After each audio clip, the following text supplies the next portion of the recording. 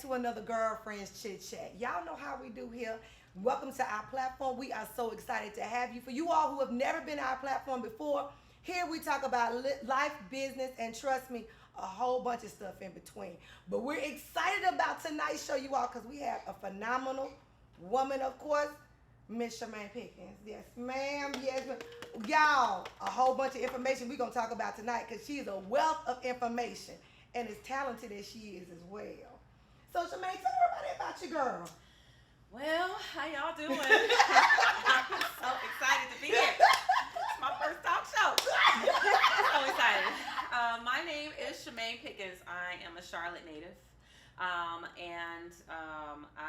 What can I say? I hate to say that I'm a jack of all trades because if you're a jack of all trades, you're a master of none, right? So, but I engage in a lot of different things. But you know, my loves, my passions are my businesses. So I am CEO of Sweet Pea Chic Baby Box Company, which is it's a custom baby box company that provides essential resources to expecting mothers. And then kind of my side piece is Fertile Ground, which is my nonprofit. And that is an organization that caters towards women who are experiencing infertility issues. So women who are dealing with all things infertility, it's meant to be advocating for women. It's meant to be advocating for families who are struggling with this. And that kind of came out of my own journey with that. So, you know, I'm very transparent with that. And then outside of that, you know, I have my Fertile Ground podcast, which I'll talk about, you know, that's where the real and raw takes place with infertility, talking about everything. And then, you know, my music on the side. So, but that's kind of me in a nutshell. When you can sing, because I'm a shower singer, I sound good. But when you really have a talent to sing, there's so much ministry there.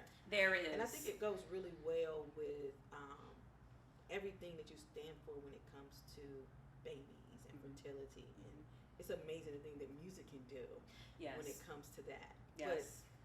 But I agree. I think music is God's conveyor. It's the way that you reach souls. I've always believed that. You know, I've been a believer all my life that whatever your talent is, that was given to you by God.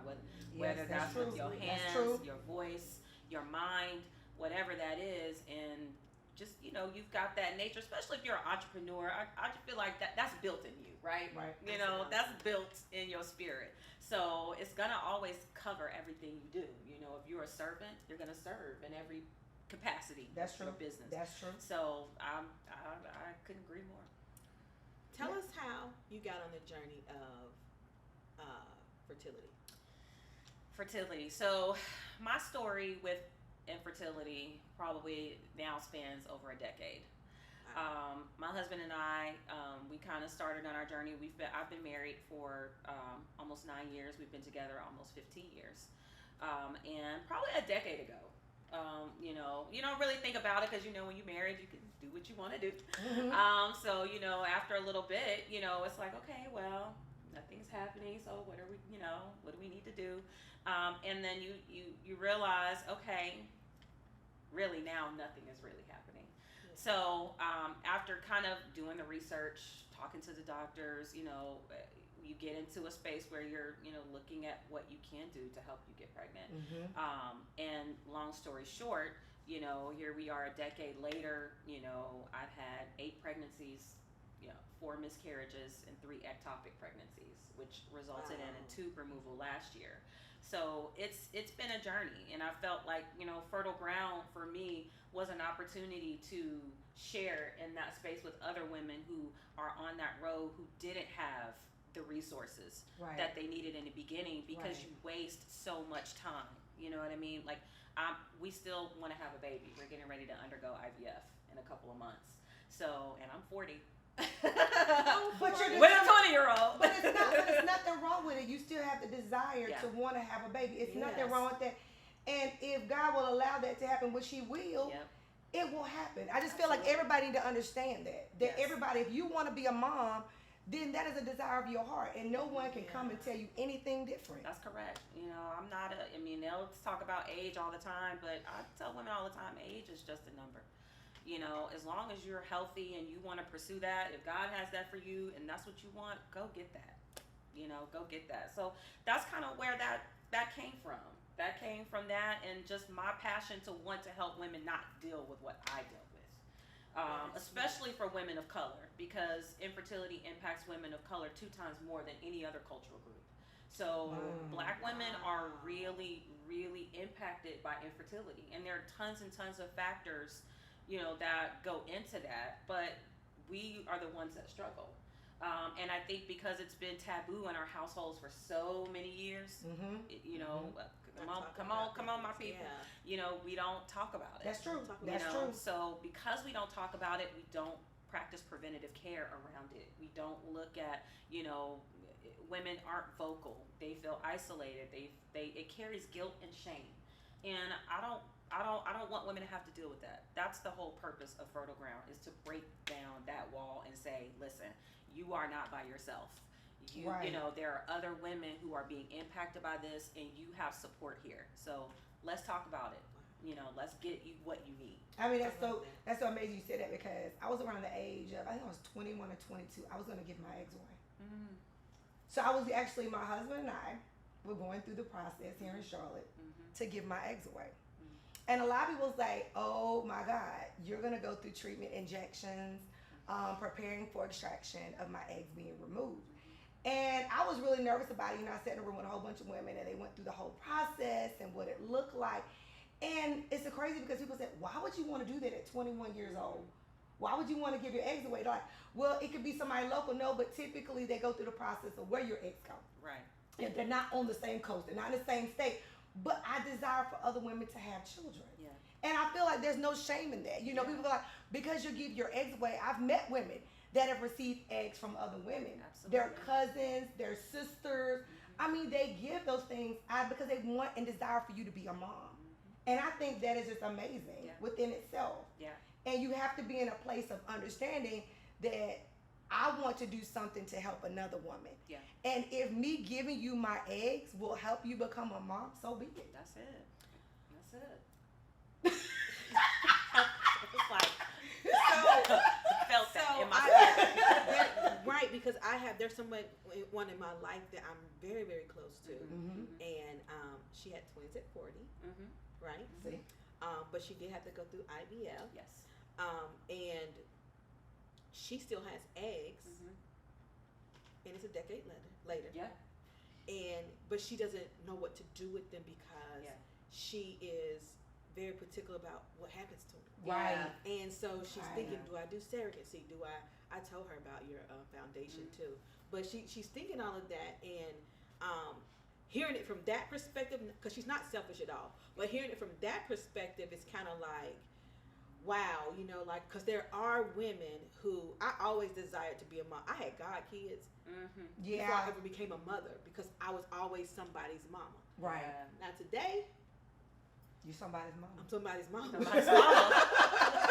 Somebody's mama. I don't know where the God kids but the desire was always there, and I know for women, and you know, like even now at this age, there are a lot of women in their 40s that are they want this and they want it bad. Yeah, and you're starting to see more of that, because I talk to a girlfriend of mine all the time about this, you know, because she's in the dating pool and, you know, trying to figure out, but she also wants a family, you know, on the other side of 40, you know, do I just go out and just do it by myself, you know, or do I wait on God to bring that man of purpose into my life so that I can have that, because what I really want is the family.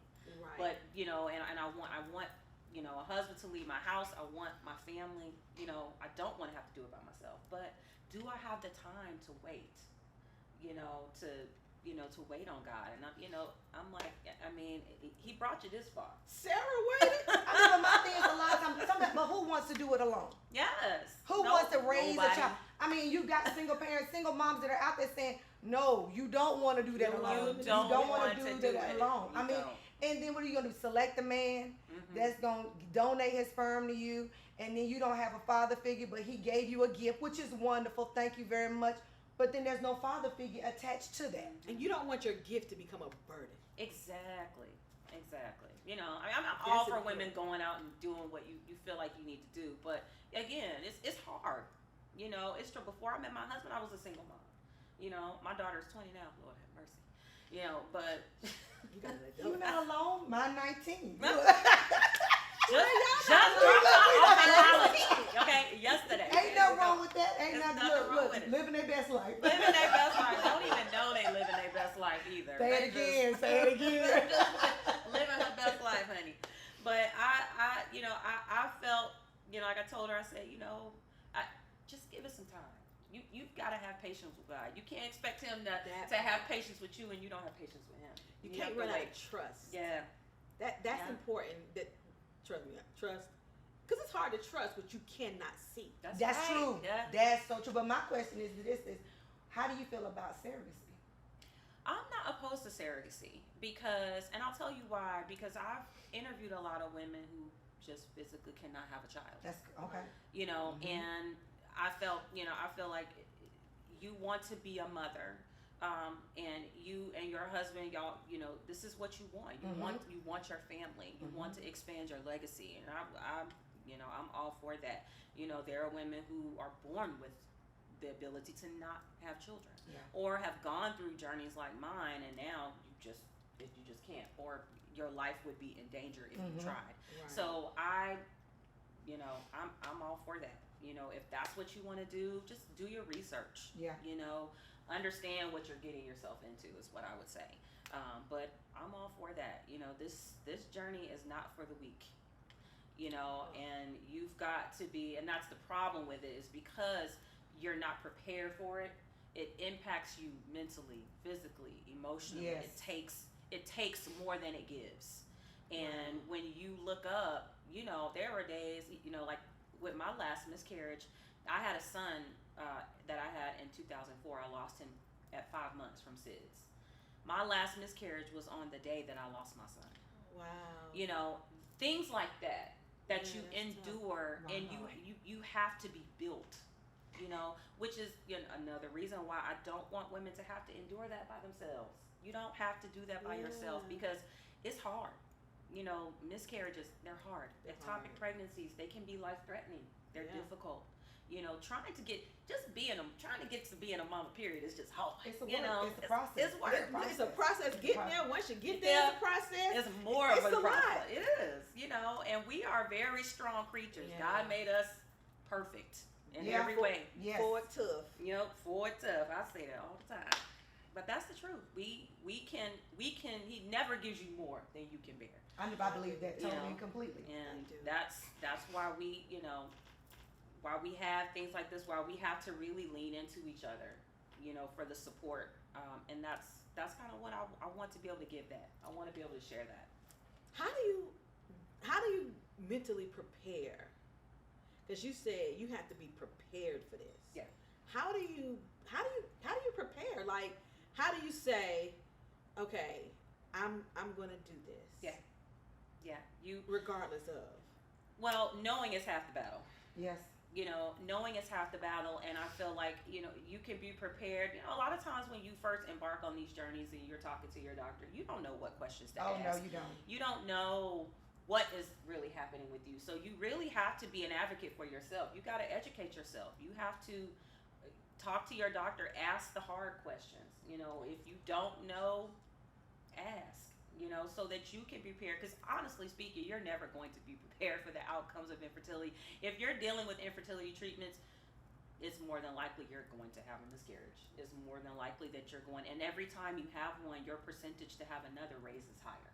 Wow. So, if I got pregnant right now, the likelihood that it would be ectopic would probably be something like 75%. Wow. Because every time you have a miscarriage, every time you have an ectopic, that percentage to have another raises. So you have to know what you're getting yourself into. You have to educate yourself so that you can be prepared. And then, the honest truth is just to stay in prayer. Because with every one of those situations, you learn more about yourself, every time. And even for me with that, like my husband, it's hard to isolate within.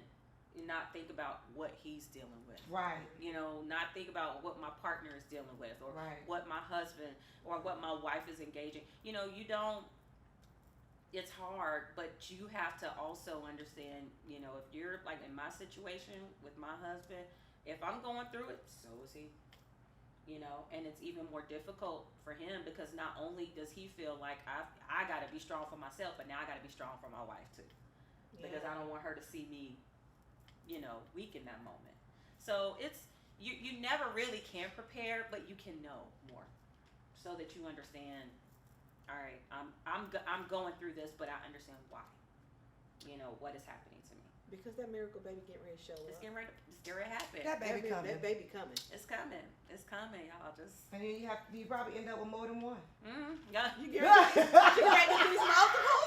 Please understand, IVF will give you twins. They give you Yes, it triplets. will. Okay, If so you opt for that. And the older you get, the more when you go through that, it's more like fertile, right? Yeah, it's you have that option when you're going through IVF. You know that doctor is gonna say, you know, okay, we took out 3 eggs. You know, we fertilized 3. You want to put back 2, or you want to put back 1? And of course, every woman is thinking, well, 2, I'm gonna have higher chance. You know, 2 because IVFs are not guaranteed, right? So there's only maybe a 50% chance that you get pregnant on an IVF. So if you're saying, okay, you know, what if I do 1 egg and it doesn't go, and I don't get pregnant, and I just paid all this money? You know, $20,000 for an IVF procedure for 1 not to work. You know, when you could have did 2 transfers, and you might also get twins. You know, and then you have some women that be like, "No, just go and put all." Well, then think about it this way: it's 20,000, you get 10,000 per baby. There you go. You know, you try to bring it down. You know, now let me tell you something. Don't get scared of the dollar sign, y'all, because if this is the desire of your heart, there's no dollar sign. Yeah. You can't see money in this aspect because you can say, "Well, I already have kids," and you can't relate. That's the problem. So you have to be able to understand she's in a place that she wants a baby, so does her husband. So now together they're saying, look, let's do this. And there are resources out there that are available. You know, don't get discouraged because you can't afford it. You know, there are things out there, just, you know, why I started Fertile Ground too, to add that financial component so that I can help women with that. I love you know, that. So that if it costs you, you know, $20,000, we can at least get enough in our grant endowment to say, all right, we'll take care of half, or we'll give out $1 grand a year that allows one family to be able to do that. You know, there are resources out there. There are tons of organizations that can support you in that effort. So don't get discouraged. Now, in regards to your organization, tell us a little bit how that came about and how that can help women in regards to support as well as finding grants and assistance. Well, Fertile Ground, our mission is to advocate for you. So if you're looking for resources for infertility support, doctors to go to, especially if you're in the city of Charlotte, you know, we can support you with that. We're building up our endowment so that we can give away financial resources to women and support reproductive assistance. And then, of course, we just launched our Charlotte chapter, which is really geared just towards support. You know, it's really geared toward creating kind of a camaraderie amongst women that brings in resources, speakers, other women who have gone through the journey or who maybe are dealing with it now or who've had success with it. Just to give them a place to, you know, to just a sanctuary, if you will, somewhere you can go and you have other people there, other women there that you can relate to. You know, network with, get an IVF buddy partner, or talk to someone about what you're dealing with emotionally, mentally. You know, we want to have peace therapy sessions at our meetings where we have a counselor that will come in and just hear. You know, it's just a place for you to speak, you know, and deal with the emotions that come with it, because it's tough. It is. You know, so that's the purpose of Fertile Ground. I want women to be able to attach yourself to it. You know, come in and get what you need for your personal, your walk, whatever that may be. And we're going to be here to provide you with all those resources. So just connect with us. See, that's what you need, y'all. And in any organization, it's like I walked the journey. I've been there. And then create an organization that allows you to get the help, the support, the guidance, to get a partner, a buddy partner that can say, let's walk this walk together. So you don't walk it alone. So in those times when you need somebody to talk to, you have somebody you can call. Exactly. So I think that's truly amazing. So tell everybody how they can connect with you, your organization. You can follow us. We're on Facebook. It's Fertile Ground Foundation Charlotte. We're on Instagram, the FG Foundation. And of course, if you're looking for baby boxes, you can always go to sweetpeachic.com or follow us on Instagram at sweetpeachico. And then on, let's see, did I give everything? Fertile Ground is thefgfoundation.org. So please check us out, follow us, reach out. I make myself available at all times. And we'll be here to support you in whatever your need is. That's like my husband says, from first bumps to first jumps. I love that. Oh, I love that. So that's what we're here for. That's amazing. Good. That's amazing. You're gonna change so many lives. You are. I hope so. God willing, I can help save some women a lot of heartache, a lot of pain, a lot of time. So we gonna, God is still gonna get these babies here. That's right. Get the babies here. It's a season for sowing. So let's get it. All right. Well, I thank everybody again for being a part of the Girlfriends Chit Chat Show. Thank you for being a part. We look forward to seeing you again next Friday. You all have a great one. Good night. That's amazing.